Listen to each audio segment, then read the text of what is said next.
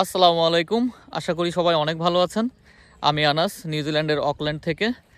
Anas wonders নিউজিল্যান্ডের পক্ষ থেকে আপনাদের সবাইকে স্বাগতম। আরও একটি নতুন ভিডিও আপনাদের সাথে শেয়ার করতে যাচ্ছি। আমার কাছে কিছু ভাই প্রশ্ন করেছেন আমার গত ভিডিও দেখে। গত ভিডিওটা ছিল ফার্মিংয়ের উপরে।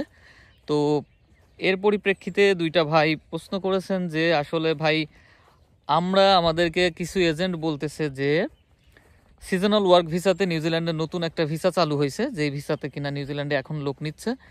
তো আমরা তাদের সাথে কথা বলতেছিলাম, তো এখন কি করা যায় বা আসলে এই সিজনাল ওয়ার্ক ভিসা হয় কিনা।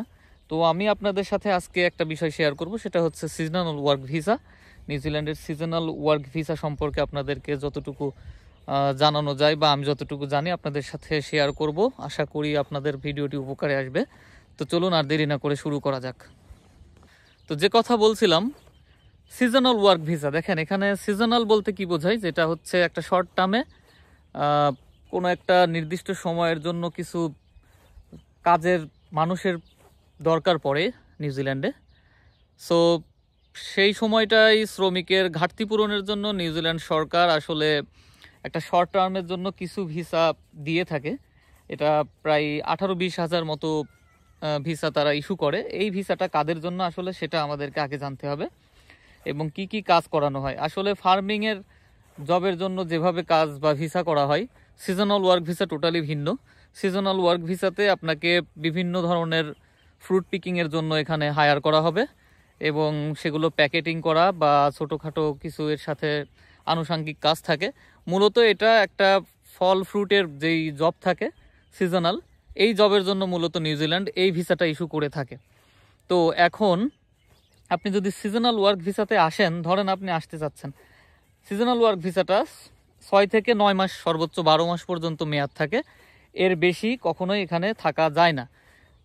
ইমিগ্রেশন নিউজিল্যান্ডের ওয়েবসাইটে গেলে আপনারা স্পষ্ট দেখতে পাবেন, সেখানে দেয়া আছে যে কোন কোন দেশের মানুষ এবং কতদিন সে থাকতে পারে। আমি আপনাদেরকে তারপরও বলে দিচ্ছি। নিউজিল্যান্ডে সিজনাল ওয়ার্ক ভিসাতে আসলে আপনি সর্বোচ্চ 6 থেকে 9 মাস, কিছু কিছু ক্ষেত্রে 12 মাসের একটা স্টে পারমিট পাবেন, যেটা দিয়ে আপনি শুধুমাত্র ওই কোম্পানিতেই কাজ করতে পারবেন। কখনো আর ভিসা চেঞ্জ করতে পারবেন না, এক্সটেন্ড করতে পারবেন না। ভিসার মেয়াদ শেষ হলে আপনাকে চলে যেতে হবে বাংলাদেশে, বা অন্য যে দেশ থেকে আসেন সেই দেশে ব্যাক করতে হবে।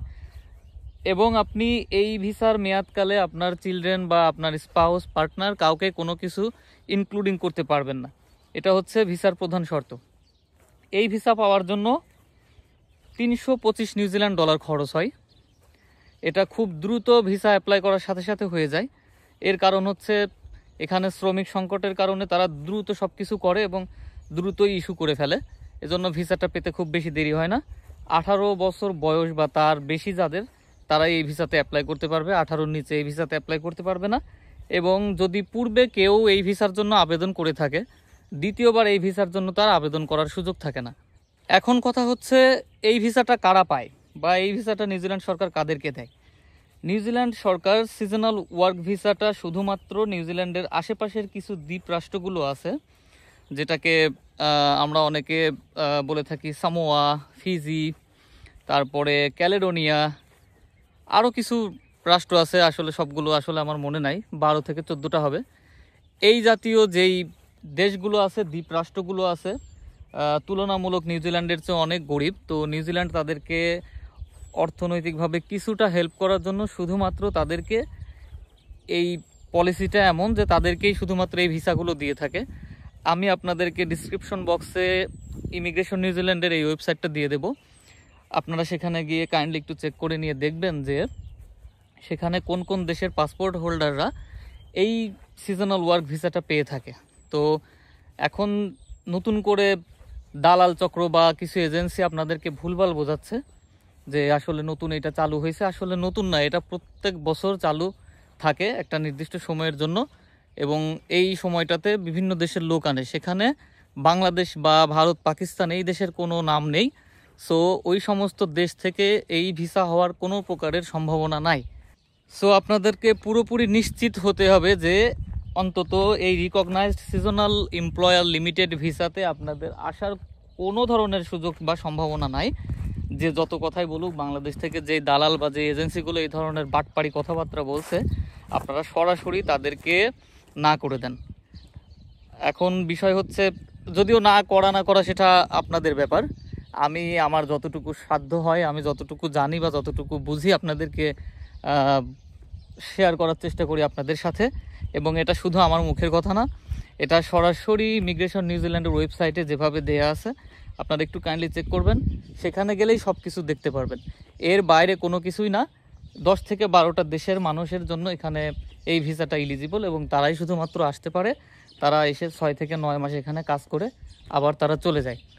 এর মাঝে আর কোনো কিছু করার কোনো সুযোগ থাকে না। আপনারা একটু চিন্তা ভাবনা করেন, কথাবার্তা বলেন, যারা এখানে থাকে, যারা জানে, ওয়েবসাইট ঘাটাঘাটি করেন, সেখানে স্পষ্ট করে সব কিছু দেওয়া আছে। আপনারা একটু দেখলেই বুঝতে পারবেন। হুটহাট করে যাত্রার কথায় প্রণোদিত হয়ে টাকা পয়সা জমা দিয়ে দেবেন না। তো সবাই ভালো থাকবেন, সুস্থ থাকবেন। আরও কিছু জানার থাকলে আমার কমেন্টস বক্সে অবশ্যই জানাবেন। আল্লাহ হাফেজ।